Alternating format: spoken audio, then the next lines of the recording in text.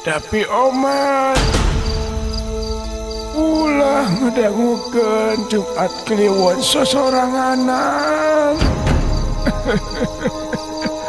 Omacu bisi aya nu maturan.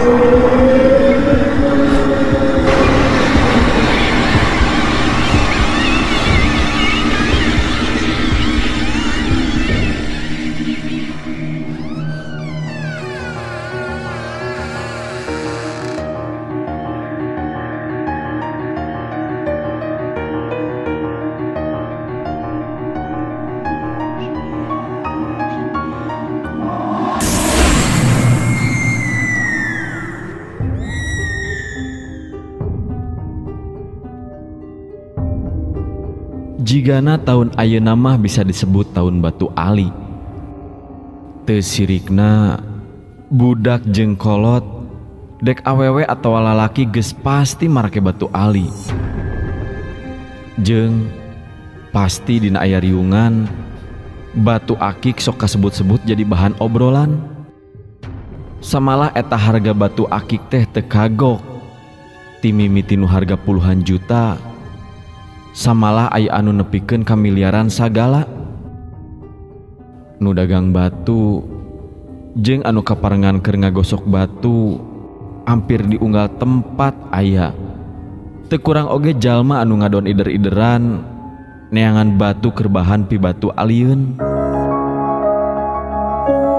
Saacan neruskeun carita nepangkeun kasadayana ngaran kuring anu geus nelah undang aya leuwihna nu nyarebut teh nyaeta undang jedud. Kuring sejang ngaguar pangalaman sababaraha minggu anu katukang. Ngudag kana kaayaan zaman dina usum Batu Ali sarupa kieu. Kuring oge muka usaha kana jual beuli batu ali. Usaha anu ku kuring ditunda heula teh kana jual beuli motor. Sabab keur mahabu jalma anu butuh kana batu ali. Komo deui lamun batuna alus mah geus sidik lamun dijual teh hargana mahal, jadi bisa boga bati gede.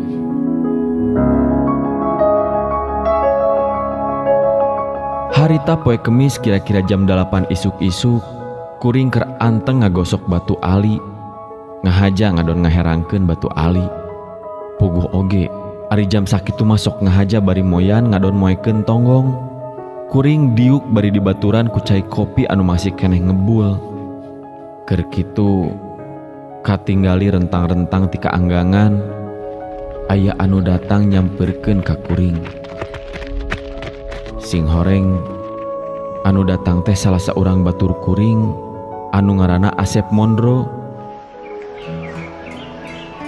Wah hebat euy, wayah kieu geus ngagosok keur loba pesanan siga namanya. Nya naon deui atuh, tibatan ngagosokan tiang listrik.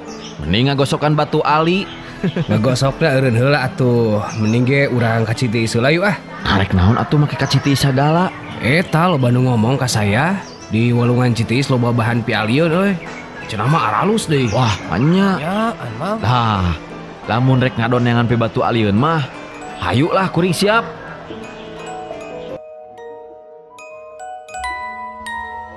Kuring oge haget ari diajak nyiar batu pi alieun mah. Malah geus teu ngaengkekeun deui. Kuring langsung beberes. Nyaeta rek ngadon indit harita keneh kajen pre heula dagang. Nu penting menang bahan pi alieun bari gratis. Geus karong we pi batieuna teh.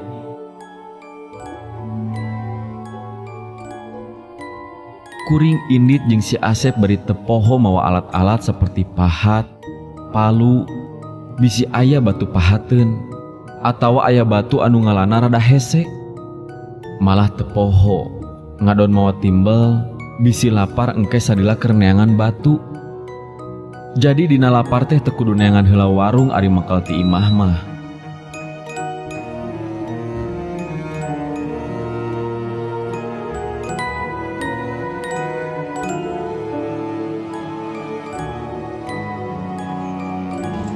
Singket carita, kuring tarepi ka walungan nu aya di Kina 7. Saacan tepi ka walungan Citiis, kuring ngahaja ngadon mapai-mapai walungan, maksudna supaya taya lengkah nu kapicen. Sugan we meunang bahan pialieun teh lain ti Citiis hungkul. Jadi kahayang mah samemeh tepi ka walungan Citiis teh geus meunang bahan. Tapi na weleh, salila kuring mapai-mapai di walungan Kina 7 teh teu manggihan bahan anu cop, bahan anu pantes pialieun. Akhirna kuring jeung si Asep tepi ka walungan Citiis. Sadatangna ka Citiis, kuring teu langsung muru ka walungan, tapi kuring jeung si Asep ngadon marurak heula timbel lantaran beuteung geus karasa ku kurubukan. Neangan batuna oge jongjon ari beuteung geus dieusi mah. Jongjon moal kaganggu ku lapar.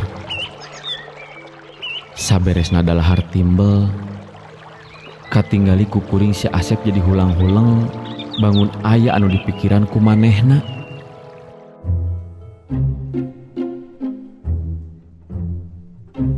Kunaon ari maneh Sep?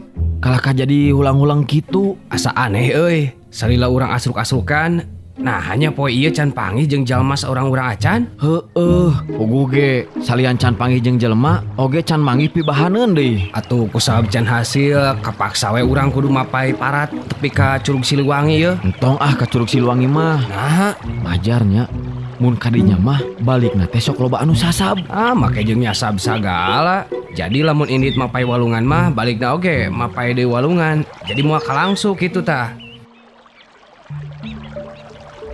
Kuring neruskeun lalampahan mapai-mapai walungan Citiis. Kajadianana ti isuk jedur tepi ka sore jeder. Waleh kuring jeung si Asep can manggihan bahan pialieun. Malah waktu harita teu karasa geus ampir jam 5 sore. Kuring jeung si Asep ampir tarpi ka Curug Siliwangi. Cai curug geus kadenge seahna. Netelakeun kuring duaan geus deukeut ka Curug Siliwangi. Meakeun kapanasaran, kuring jeung si Asep terus kukulibekan di Curug Siliwangi maksud neneangan batu. Awak anu geus mimiti karasa capek, suku oge geus karasa leuleus, tapi kacape teh kaubaran lantaran kuring jeung si Asep di palebah Curug Siliwangi. Kuring duaan manggihan batu hideung. Samalah katinggali saja batu hideung teh aya belangan sagala siga bulu maung. Kuring duaan oge ngarasa atoh manggihan eta batu teh. Samalah kuring langsung gogorowokan lantaran hasil anu dipikahayang. Geus kuring gogorowokan sarupa kitu, aya kajadian aneh di eta curug.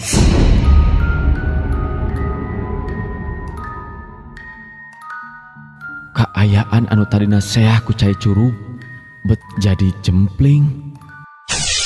Jadi teh sora-sora anu kadenge di palebah dinya. Kuring langsung ngawadahan eta batu hideung kana kantong. Anu saterusna ngajak balik ka si Asep. Kakarek oge kuring malikeun awak.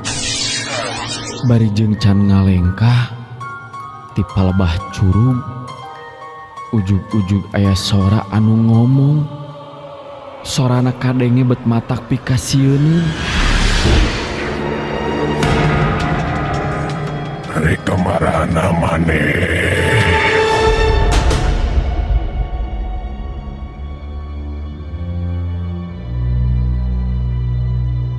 Kuring jeung si Asep cing rareret bari ngarasa aneh kana eta sora. Jeung naha sora saha atuh eta teh? Pan sidik Tita tadi ogengan ukur kuring dua anjing si Asep taya deui jalma anu sejen. Kuring langsung ngalieu ka palebah datangna eta sora, tapi basa ku kuring ditinggali anger we teh sasaha. Aya kejadian sarupa kitu teh ujug-ujug rei we bulu punduk cing puringkak. Kuring jadi ngerasa sieun, geus mah waktu teh geus ampir reup-reupan. Kejadian aneh anu saterusna basa kuring rek neruskeun leumpang, nah walungan teh bet jadi ngaran cabang. Apan basa tadi mimiti datang mah eta walungan teh caina teu ngamalir ngaran cabang. Jadi mungkin kabingung keur kuring jeung si Asep. Nah kudu ka cabang anu belah mana kuring leumpang, muru balik ka hilirna. Kuring duaan antugna milih jalan ka walungan anu belah kenca. Tapi kejadianana kuring jadi teu bisa jauh ti eta tempat. Kuring leumpang bari kalah kah balik deui ka tempat urut. Jadi teu bisa jauh ti eta curug. Keur kuring jeung si Asep leumpang puputaran siga kitu. Kadenge deui aya sora anu ngomong bari jeung sorana handaruan. Rek dibawa ka mana eta barang kami? Mane duaan taya kasopanan pisan. Teu ini teu pamit, teu emu teu munut. Balikeun deui ka tempatna eta anu dibawa ku maraneh.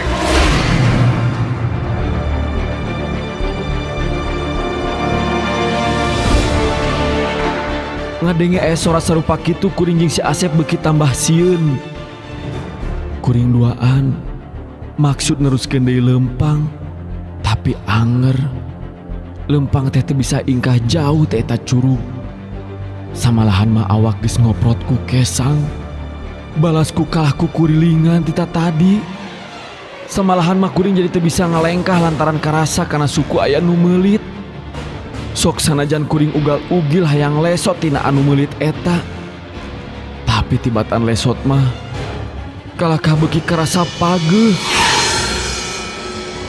Sing horeng anu meulit kana suku kuring teh lulun samak. Kuring tambah ngarasakeun kasieun. Kuring geus teu walakaya deui ku aya kejadian sarupa kitu mah. Antugna kuring ngalaman rasa kasieun anu kacida. Anu antugna kuring oge jadi teu inget di bumi alam. Harita keneh kuring teu inget deui kana nanaon. Sadar deui teh sanggeus kuring aya di saung bari dibaturan ku si Asep jeung saurang aki-aki.